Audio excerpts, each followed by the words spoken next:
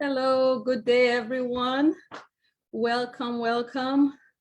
I'm happy to be here. I am glad that I get to share with you guys one of the things that I'm very passionate about, which is taxes. And today I will be just going over some common IRS tax updates. As we all know, so much has happened over the past years and the government has made a lot of changes to the tax laws. Since the coronavirus pandemic, so much has happened since 2022, 2021, 2020, and this is now 2022. So welcome everyone. And let me introduce myself for those of you that don't know me. My name is Halima. I am a certified public accountant by profession, and I have a business called Victory CPA where I do taxes, other business accounting and consulting services. But one of my greatest passion is on taxes. So I am here today to answer some of your questions. At the same time, before I start taking questions, I will present to you a brief slide just to give you some of the common updates that has happened. As I said, it's a lot of updates, but I try to narrow it down to the ones that I feel are common and that most of my clients ask me questions on. So hang tight, let me pull up the slide. Give me 1 second.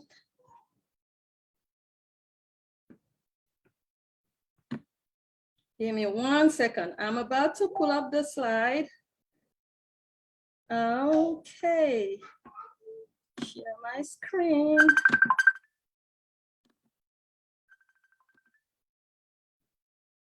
All right. Okay, so I'm about to present the slides. It's called Common Tax Updates. And this is a US IRS tax laws only. It is not international. I am sorry for my international viewers, but this is for US only. And just a quick update on the tax dates for the 2022 filing season. It will be open on Monday, January 24th. This means that IRS will start accepting federal income tax returns on the 24th of January for 2021 taxes. So bear that in mind. For some of you, you have started receiving your W-2s and other tax forms. So get ready for you to start filing. Awesome. Let me jump on to the next slide. So for most of you that have kids, you are familiar with the child tax credit. Well, what changed in 2021? This credit went up drastically. It went from 2,000 to 3,000 or 3,600 if your child is under 6, which is very good for those of you that have kids, right?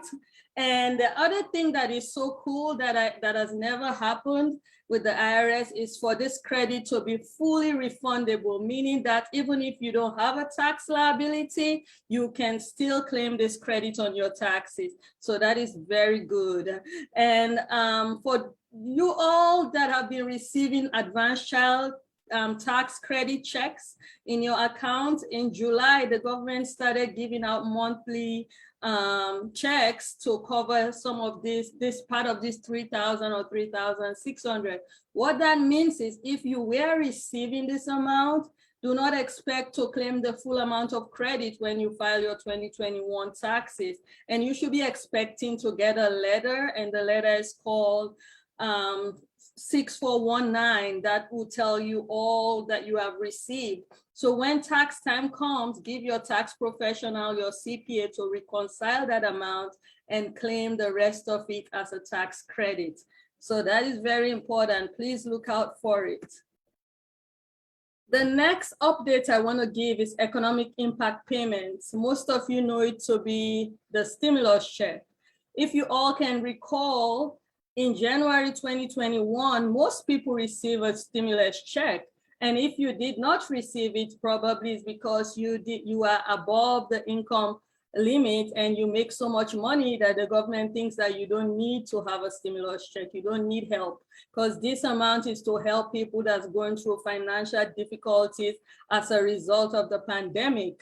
So come 2021 tax filing, if you were supposed to receive it and you did not receive it, you can recover that amount and get a recoverable rebate credit.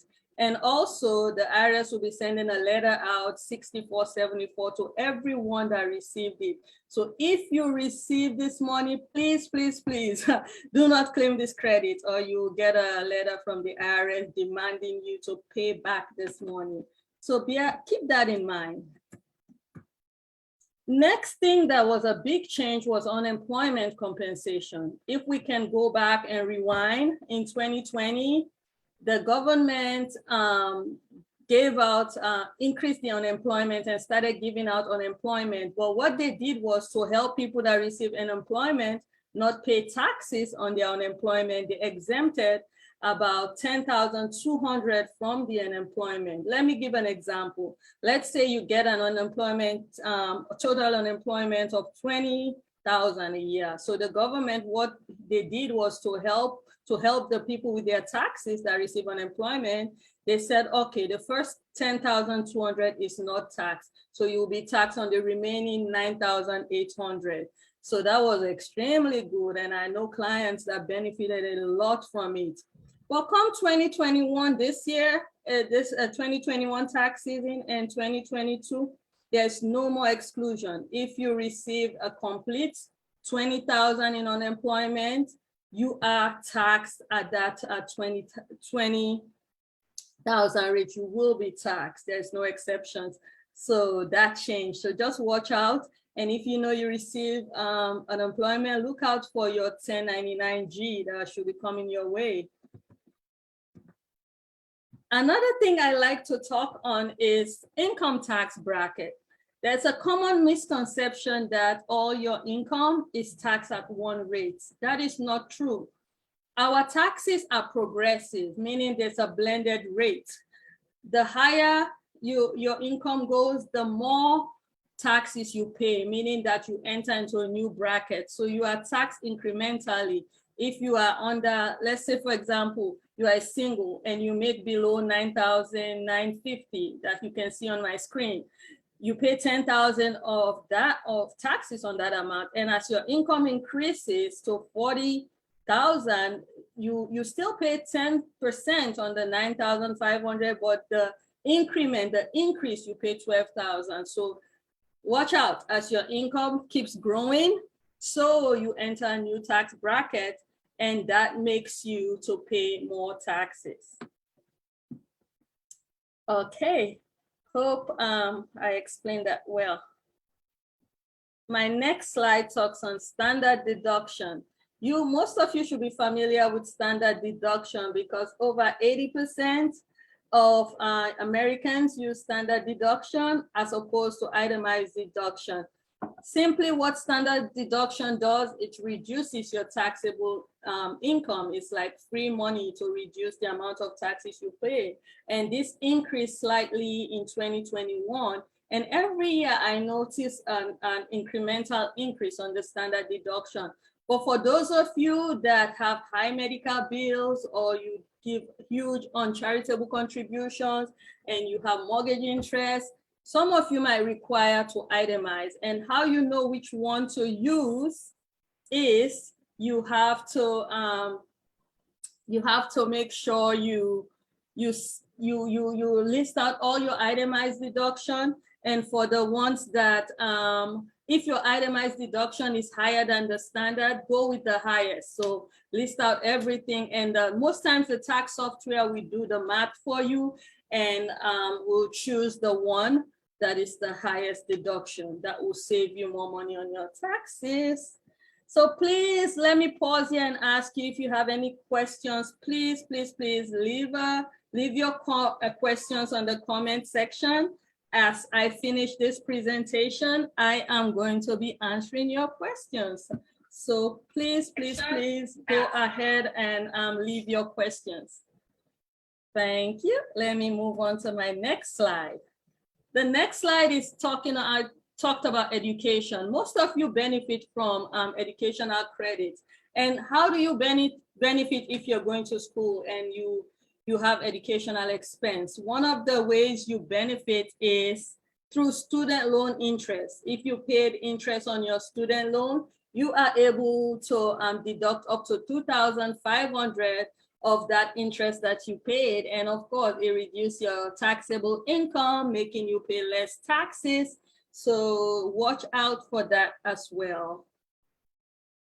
Awesome. American Opportunity Credit. This is the 4-year university credit you get post-secondary education.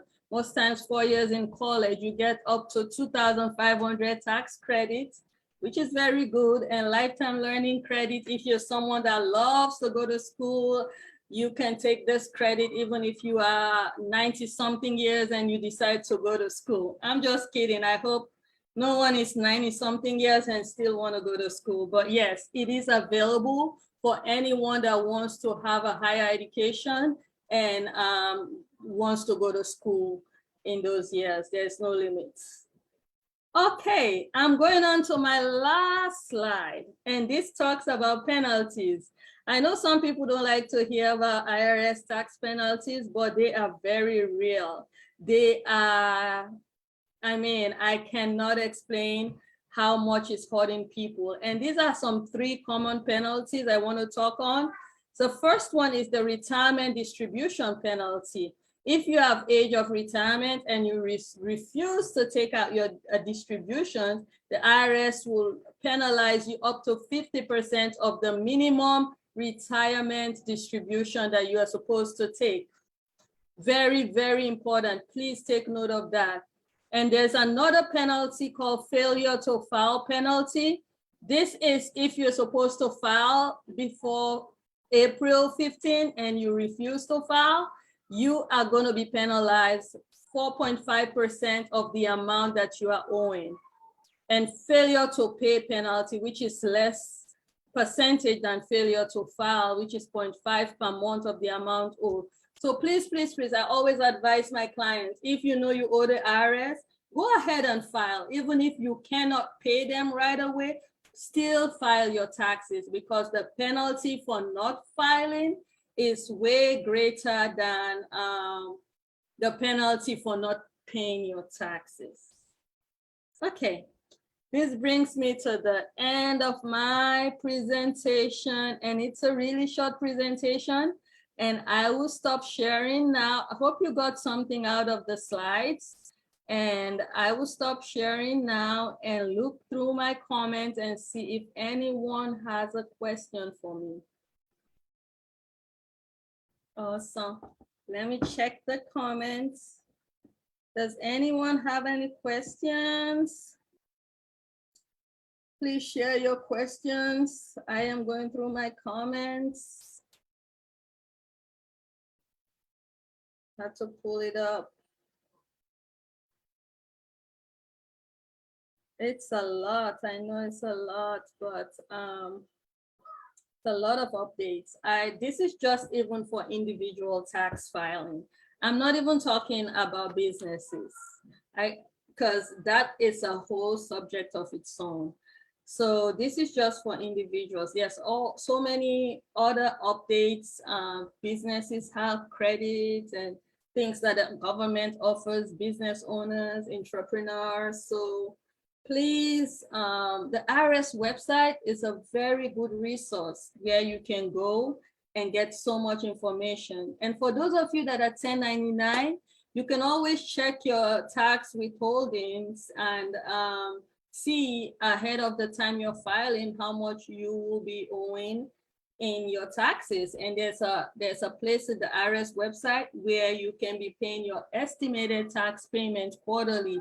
You do not have to wait till the end of the year to get that big shock and see that you owe so much money.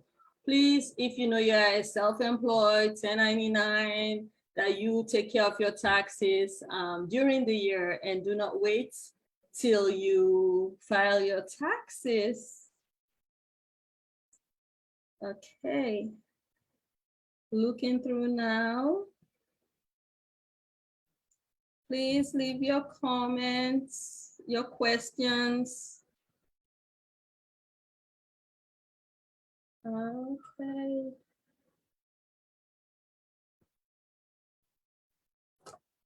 It looks like I don't have no questions. That means people are good. I can go to sleep, right? But yeah, I will give a minute or so. If there's no questions, I will wrap this up.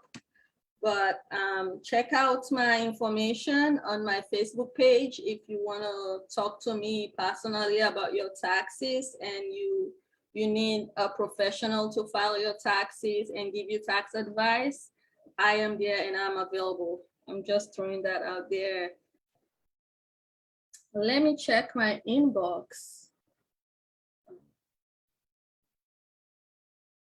Oh, these questions in my inbox. Okay, sorry guys.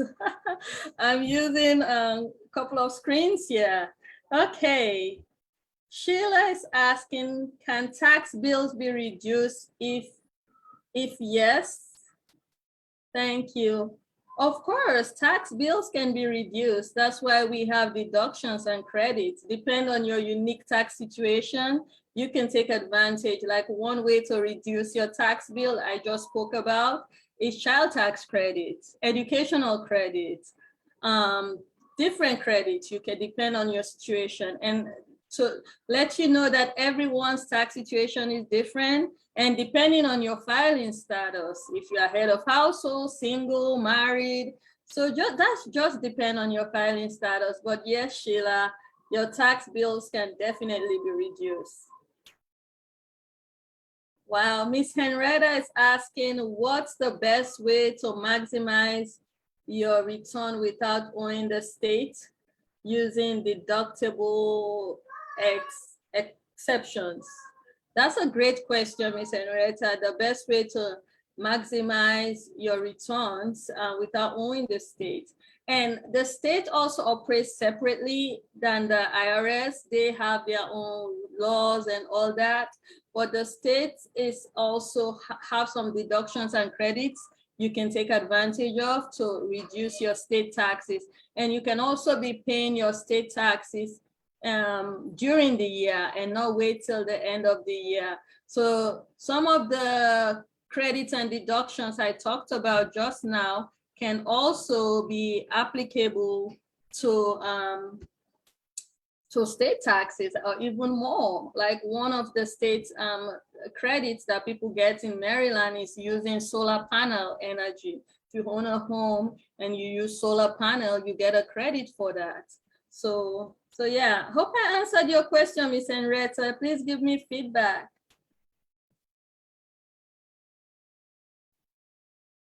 Awesome. So as you think about your IRS tax returns, also be thinking about your states, because I know few states that don't pay taxes, but most states do pay taxes. And sometimes that comes as a surprise to us, but yeah, states do pay taxes. Awesome. What else is out there? Leave a comment, leave your question, and I'll try to do a video on self-employment. I believe small businesses need to hear this information about their taxes as well, because I get a lot of questions.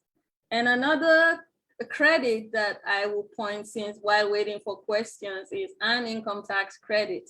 This credit has expanded to even individuals without kids, and the income limit has gone up. So a lot of people are going to be eligible for the earned income tax credit. This is just a credit to help low income earners reduce their taxes. So that's a very good credit. And also dependent care credits, like if you take your kids to daycare, or you have an elderly that needs elderly care, or all. This is 2021. This credit is not only fully refundable, but the amount, the limit went up. So watch out for that. There's so much benefits for people that have kids or dependents, and this 2021 is a really good season to take advantage of these things. Any questions? My work is getting easy because no one is asking questions. But I enjoy doing this, and I plan to be bringing more information on this. So please, on the description, I will share my YouTube link for you to subscribe, because I will be bringing context in this subject of taxes, and also other subjects like savings and other areas that I know people have questions on. Awesome. Subject of taxes, and also other subjects like savings and other areas that I know people have questions on. Okay, I think I echoed there a little bit, pardon me. I am gonna be wrapping up now, and I know people will come after this video and find the information online. So thank you again so much for joining. I enjoyed this session. It was short, but I really appreciate all of you that joined. And for the ones that are coming, thank you for watching this video. Please like, share, do whatever you want to do with it. We need to get the word out. Very soon, we all will be filing our taxes. So till we meet again, have a wonderful day. Enjoy your Saturday. Enjoy your family time, and take care. Bye-bye.